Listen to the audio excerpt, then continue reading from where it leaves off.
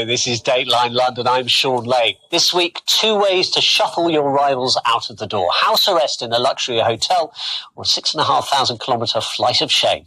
To discuss whether Saudi Arabia saw a purge or a power grab last weekend and whether the resignation of the British Cabinet Minister Priti Patel was a missed opportunity for Prime Minister Theresa May, I'm joined by Ian Martin, columnist with the Times of London, who used his column to urge Theresa May to clear out the old lags and bring some fresh talent into her government. Agnes Parrier, who endeavours to explain Brexit to the folks back home in the pages of the French magazine Marianne. Nesreen Malik, Sudanese journalist and reader of the runes for us on the Saudi political massacre last Saturday night. And Jeffrey Kaufman, the Canadian broadcaster, who will bring a North American perspective on all of that. A warm welcome to all of you. It's good to have you with us again. Now, last Saturday will live long in the memory of Saudis and of those who observe the country. A day of high drama began with the resignation of Lebanon's Prime Minister, not in Beirut, his own country's capital, but in Riyadh. Some suggested he'd been summoned to the kingdom and ordered to resign after the Saudis found out he'd met a representative of the supreme leader of Iran, Saudi Arabia's regional rival. That same evening, the Saudis shot down a missile fired by Houthi rebels from Yemen, a reminder of a far less successful bit of foreign meddling where Saudi intervention has singularly failed to end the rebellion. Then, a little before midnight, in a country where politics is usually conducted well out of sight and change agreed by consensus, news of an anti-corruption purge which snared serving government ministers and past ones, and even members of the country's extensive royal family. The Attorney General tells us this is only phase one. Nisreen, a phase ordered, we are told, by the King's son, the Crown Prince. What's he up to? It's high risk, isn't it? Too much, basically, is the quick answer to that. Mohammed bin Salman, the heir to the throne, is very much loved by Western media because he's kind of presented himself as a sort of modernizer. But he's also very young and very rash and part of the generation of Saudi princes who were kind of brought up in the princedom bubble. There's 3 generations roughly of Saudi royalty. The old generation, the generation of Salman, the king, who remember what it was like to be not royalty. So they are in their 70s and their 80s, and they have some sort of perspective. Then there's the second generation of princes who go to Sandhurst and Ivy League universities in the US. They become the diplomats, very well educated and westernized. Then there's the millennial generation of princes, which is altogether far more dangerous because they have lived their entire life in this bubble and don't have the perspective of having been just ordinary Saudis fighting for a monarchy, or have the exposure to the outside world that give them some perspective. And Mohammed bin Salman is very much of that generation. So the danger is that there is a disconnect between what he's doing and his sort of tactility and his perception of it, because he hasn't had any real life experience either as a politician or as an individual. So that's kind of where he's coming from as a reformer, quote unquote. Within the Saudi establishment, because things have happened too quickly in the royal family, Mohammed bin Salman feels that he needs to do a preemptive purge because he has sent aside the previous heir to the throne, Bin Naif, who is actually under house arrest at the moment. So this is a sort of preemptive coup that he has done, which is to make sure that there is no movement on behalf of the Ancien regime to get him out of the picture, which would have been very possible because he is young, he hasn't amassed a huge patronage network yet within the royal family or the Saudi establishment, and people against him were people like Walid bin Talal, who was hugely influential. He's now sitting in the Ritz-Carlton with no mobile phone and no Wi-Fi, and his assets are open to nationalization. So, that's obviously not a great position for him to be in.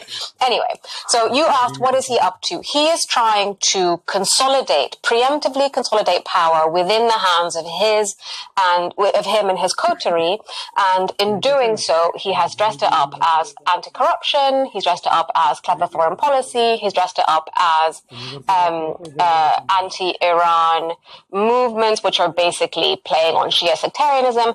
So he has taken basically 3 strings: anti-Hezbollah, anti-Shiism, manifested in his enmity against Iran, the purge within the royal family, and his sort of pivot towards modernization and technology and kind of trying to make it a new Dubai.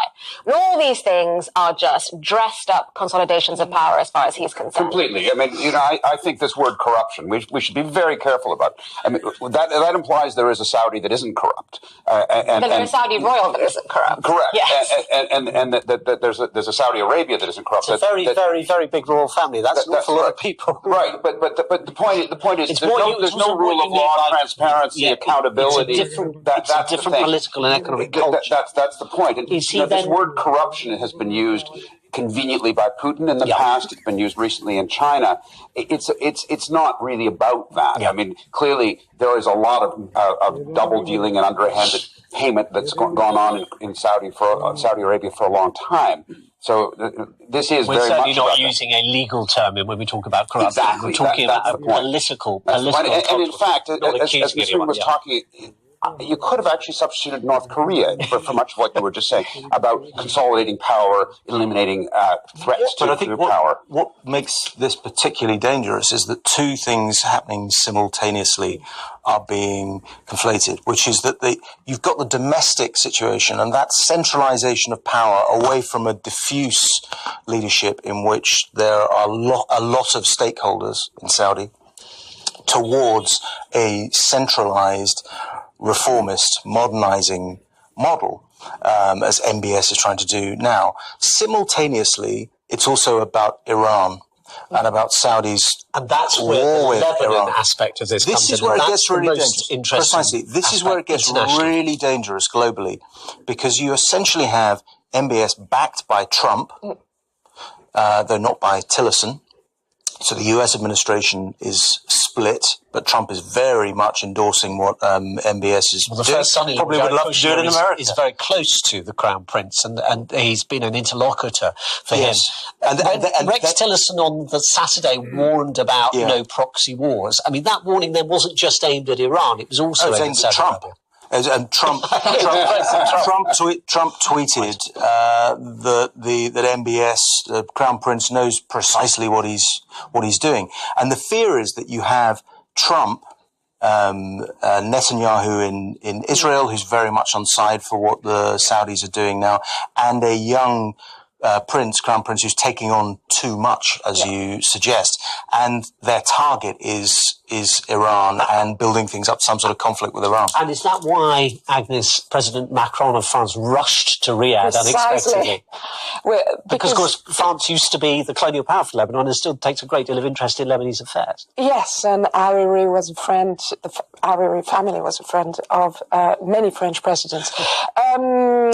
Yes, President Macron was in Abu Dhabi for the opening of the Louvre Museum there, and he did a surprise visit on Thursday evening and spent 2 hours with MBS, Mohammed bin Salman. But this is, I mean, I couldn't put it better than Nesrin did on the domestic stage. But what is really perplexing and frightening to see from the West is that new configuration of Israel, Trump and MBS on Iran.